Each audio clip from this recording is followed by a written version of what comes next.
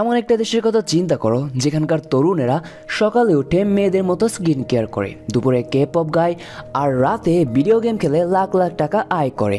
এই দেশের ছাত্ররা ঘুমায় মাত্র 4 ঘন্টা, আর এই দেশের ছেলেরা পৃথিবীর বেশিরভাগ মেয়েদেরই ক্রাশ।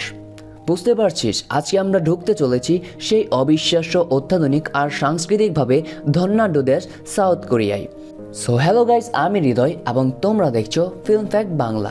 সাউথ কোরিয়া এটা এমন একটা দেশ যেখানকার পপ তারকারা রাষ্ট্রপতির থেকেও বেশি জনপ্রিয়, আর যেখানে মানুষ সার্জারি করে নিজেকে অ্যানিমে ক্যারেক্টার মতো বানিয়ে ফেলে।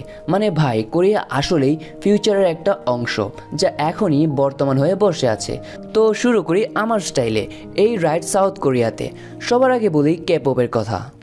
বিটিএস, ব্ল্যাকপিঙ্ক, এক্সো, এই নামগুলা কোরিয়ার গানের দল না, যেন এক আলাদা ধর্ম। স্কুলে পড়া বাদ দিয়ে অনেকেই শুধু ওদের গান মুখস্থ করে এবং জিমে গিয়ে সিক্স প্যাক বানায় যেন ওই দলে ঢুকে যেতে পারে।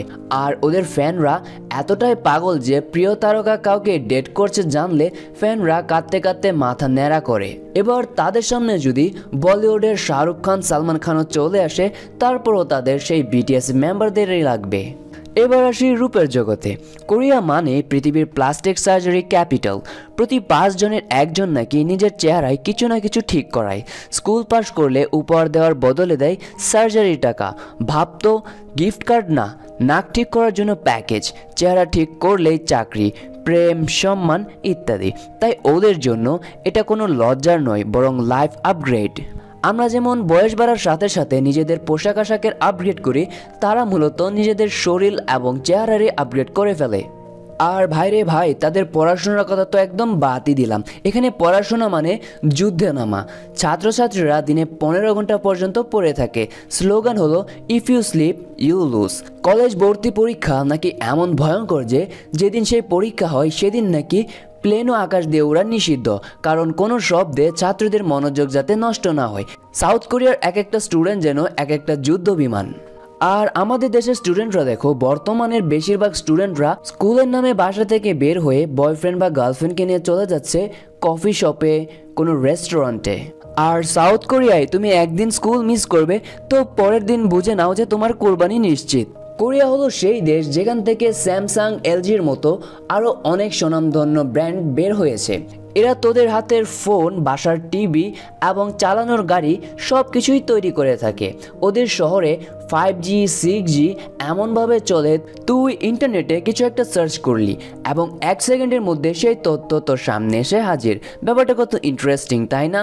তবে যাই হোক, এবার ভাব তুই একটা রেস্টুরেন্টে ঢুকলি, একটা স্ক্যানারের সাহায্যে তোর মুখ স্ক্যান করা হলো এবং আগের খাওয়ার হিস্ট্রি দেখে এআই রোবট তোকে বলবে আজ তোমার স্পাইসি কিমেচি স্যুপ লাগবে, তাই না? মানে ভাই, যেখানে আমি নিজেই জানি না আমার কোন সময় কি করতে মন চাই, সেই জায়গায় এআই রোবট আমি কোন দিন কোন খাবারের মুডে আছি সেটা বলে দিতে পারে। তবে এই সাউথ কোরিয়ার এআই রোবটের মতো যদি আমার একটা বউ থাকতো তাহলে কতই না ভালো হতো, তাই না? খাবার নিয়ে যখন বললাম তখন কিমিচের কথা না বললেই নয়। টক ঝাল ফার্মেন্টেড সবজি, যেটা ওদের সকাল দুপুর রাত সব খাবারের সঙ্গে লাগে। মাথা ব্যথা, কিমচি। মন খারাপ, কিমচি। প্রেম ব্যর্থ, কিমচি। দেশে 200+ রকমের কিমচি আছে। পেঁপে, বাঁধাকপি, বেগুন, এমনকি স্ট্রবেরিতেও কিমচি বানায়। ওদের কাছে এটা পিকল না, এটা আবেগ। তো এখন আসি গেমিং দুনিয়ায়। সাউথ কোরিয়া হলো প্রফেশনাল গেমারদের স্বর্গ। তুই যদি ভালো খেলিস তোকে কোম্পানি স্পন্সর দেবে, ভক্ত থাকবে, গেমিং স্টেডিয়াম থাকবে। ওরা বলে ফুটবল পুরনো, gaming is the new sport. StarCraft আর লোল খেলেই মানুষ মাসে লাখ টাকা কামাই। আর ভাই, আমার মা যখনই দেখতে পারে যে আমি কিছুক্ষণের জন্য গেমে ঢুকছি, তখন কিছুক্ষণের জন্য আমাদের ঘরে একেবারে মহাভারতের যুদ্ধ লেগে যায়। তবে যাই হোক, বেশি ডিটেলসে নাই যাই, কারণ বেশি ডিটেলসে গেলে আমার জুতা আর ঝাড়ুর বাড়ি খাওয়ার কথাও এখানে বের হয়ে আসবে। চল এবার তোদেরকে বলি সাউথ কোরিয়ার টয়লেটের কথা।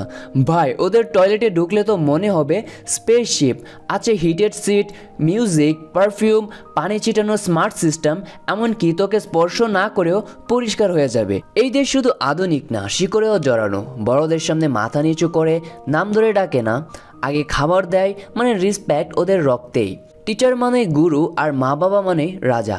এমন নিয়ম শৃঙ্খলা ভিত্তিক সমাজে আধুনিকতা আর সংস্কৃতি একসাথে চলে। তো ভাই বল, সাউথ কোরিয়া কেমন লাগলো? যেখানে ক্যাপঅপ হচ্ছে ধর্ম, কিমচি হচ্ছে ঔষধ, গেম হচ্ছে ক্যারিয়ার আর রোবট হচ্ছে গার্সন। তো এই ছিল সাউথ কোরিয়া নিয়ে কিছু ইন্টারেস্টিং এবং ফান ফ্যাক্ট। ভিডিওটা ভালো লাগলে লাইক দে ভাই, কমেন্ট কর আমিও একদিন কোরিয়া যাবো, আর সাবস্ক্রাইব না করলে ওদের এআই টয়লেটে তোর ওয়াইফাই অফ করে দেবে। তো দেখা হবে এর পরের পর্বে, আর কমেন্ট বক্সে বলে দিস এরপরে কোন দেশ নিবি, জাপান, নর্থ কোরিয়া, ইউএই নাকি আইসল্যান্ড। তোদের সবার কমেন্টের অপেক্ষায় থাকবো। Until then take care, bye by.